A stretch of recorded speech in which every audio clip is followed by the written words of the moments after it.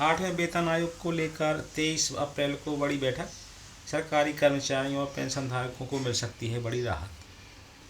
सरकारी कर्मचारियों और पेंशनधारकों के लिए एक बड़ी खुशखबरी सामने आ रही है। 8वें वेतन आयोग को लेकर लंबे समय से चल रही चर्चाओं के बीच अब राष्ट्रीय संयुक्त सलाहकार मशीनरी परिषद JCM की स्थायी समिति की अगली बैठक की तारीख तय कर दी गई है।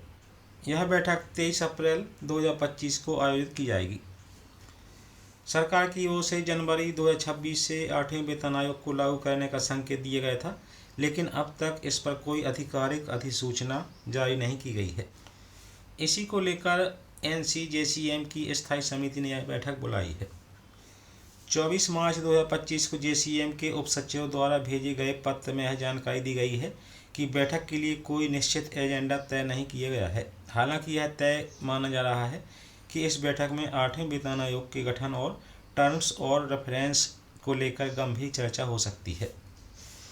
NCJCM की स्थायी समिति की पिछली बैठक 10 फरवरी 2025 को हुई थी, जिसमें कर्मचारी पक्ष द्वारा आयोग के गठन और कार्यक्षेत्र पर अपने सुझाव सरकार को सौंपे गए थे, लेकिन सरकार की ओर से अब तक कोई ठोस फैसला नहीं लिया गया है। हाल ही में मीडिया रिपोर्टर्स के अनुसार 8वें वेतन आयोग के गठन और उसकी शर्तों को लेकर केंद्र सरकार जल्द ही अंतिम निर्णय ले सकती है।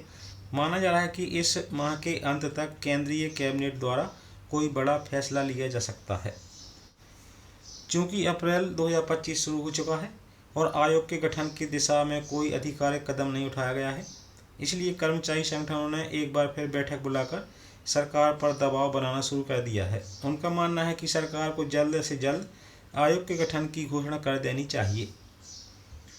अब सभी की निगाहें 23 अप्रैल 2025 की बैठक पर टिकी हैं। अगर इस बैठक में सकारात्मक निर्णय लिया गया तो यह सरकारी कर्मचारियों और पेंशन धारकों के लिए एक बड़ी राहत साबित हो सकती है। तो साथ ही जानकारी पसंद आई हो वीडियो को लाइक करें, शेयर करें। धन्यवाद। जय हिंद।